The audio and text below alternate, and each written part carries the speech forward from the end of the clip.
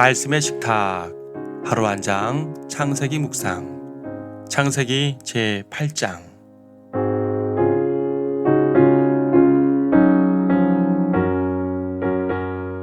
8장 1절 말씀을 보겠습니다.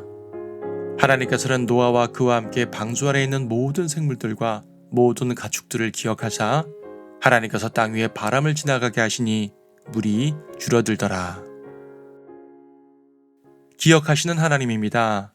하나님께서는 심판의 상태로 놔두지 않으시고 예전을 기억하십니다. 모든 생물들과 가축들, 이것들은 주님께서 창조하시며 좋았더라 하셨던 피조물들입니다. 하나님께서는 그 좋았던 기억들을 소급하시는 것입니다. 그래서 회복을 시키십니다.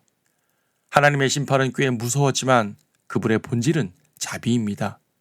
죄로 인해 신음하는 피조물들, 심판으로 고통받는 피조물들, 하나님께서는 그들을 기억하사 자비를 베푸십니다.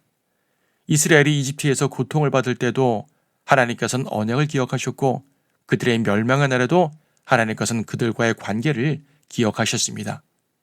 하나님께서는 그분의 백성을 기억하십니다. 결코 그냥 끝나게 놔두지 않으십니다. 가만 보면 성경은 하나님께서 그분의 백성을 기억하시는 역사입니다. 하나님의 성품상 그분은 백성들이 고통받는 것을 참지 못하십니다. 하나님의 백성이 악인들에게 괴롭힘을 당하면 꼭 구출을 해주십니다. 복수해 주시는 것도 잊지 않습니다. 이는 죄로 인한 심판에도 마찬가지입니다. 비록 죄 때문에 고통을 당해도 그 고통당하는 모습이 보기 싫으신 것입니다. 그래서 고통 속에 던져놓고 나몰라라 하지 않으시고 꼭 그들을 기억해 주십니다. 십자가는 죄에 빠진 인류를 기억해 주시는 절정의 사건이었습니다. 그분의 피조물들이 멸망으로 떨어지는 것을 두고 볼 수 없으셨던 것입니다. 죄인들의 영원한 고통은 결코 주님이 원하시는 것이 아닙니다. 차라리 그분 자신이 고통받는 것을 택하셨습니다. 그렇게 구원을 베푸신 주님이십니다. 하나님께서 기억하신 것이 또 있습니다.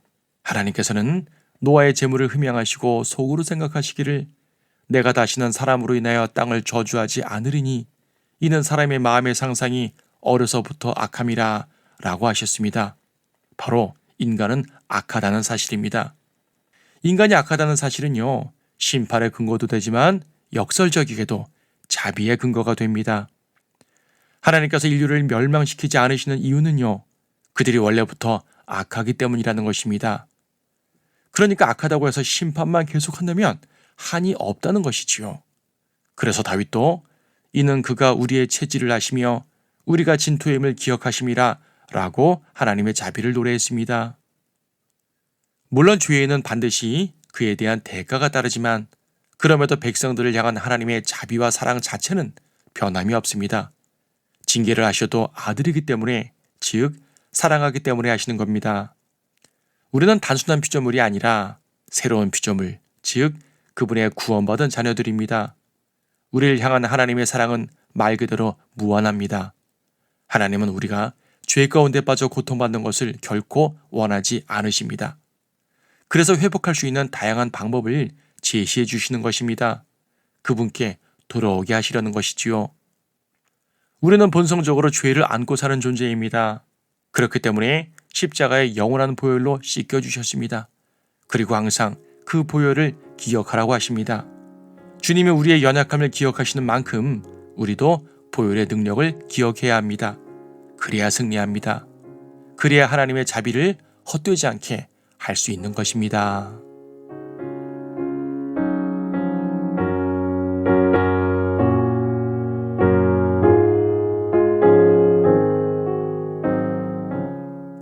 창세기 8장 하나님께서는 노아와 그와 함께 방주 안에 있던 모든 생물들과 모든 가축들을 기억하사 하나님께서 땅 위에 바람을 지나가게 하시니 물이 줄어들더라.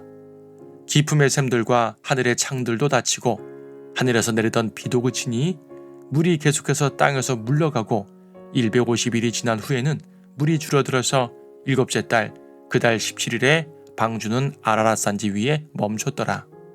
물이 10째 달까지 계속해서 줄어들어 10째 달, 즉 그 달의 첫날에 산지에 봉우리들이 보였더라. 40일의 마지막 날에 노아가 자기가 만든 방주의 창문을 열고 까마귀 한 마리를 내보냈더니 땅에서 물이 마를 때까지 그 까마귀가 왔다 갔다 하더라. 그가 또 비둘기 한 마리를 내보내어 물이 지면에서 줄어들었는가를 알고자 하더라. 그러나 비둘기가 온 지면에 물이 있으므로 발로 앉을 자리를 찾지 못하고 방주에 있는 노아에게로 돌아왔더라. 그때 그가 손을 내밀어 비둘기를 붙잡아 방주 안으로 자기에게 잡아들이더라. 그가 또 7일을 기다리다가 다시 방주에서 비둘기를 내보냈더니 그 비둘기가 저녁 때 그에게로 돌아왔는데 보라, 그 입에 물어뜯은 올리브 잎사귀가 있는지라. 이에 노아가 물이 땅에서 줄어든 줄 알았더라. 또 7일을 기다리다가 그 비둘기를 내보냈더니 그에게로 다시는 돌아오지 아니하였더라. 601년 첫째 달, 그 달의 첫날에 물이 땅에서 마른지라.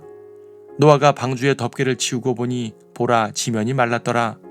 둘째 달, 그 달의 27일에 땅이 말랐더라.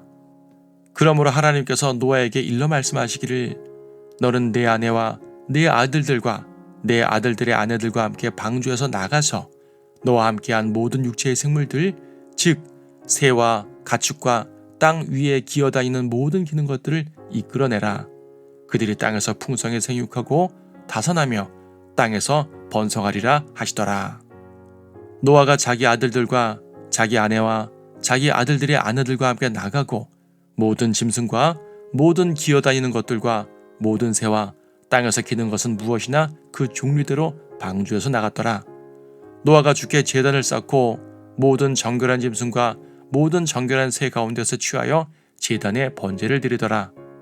주께서 그 향기를 맡으시고 주께서 그 마음속으로 말씀하시기를 내가 다시는 사람으로 인하여 땅을 저주하지 않으리니 이는 사람의 마음의 상상이 어려서부터 악함이라.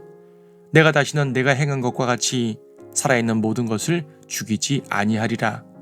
땅이 있는 동안에는 씨 뿌리는 시기와 추수하는 시기와 추위와 더위와 여름과 겨울과 낮과 밤이 그치지 아니하리라 하시더라.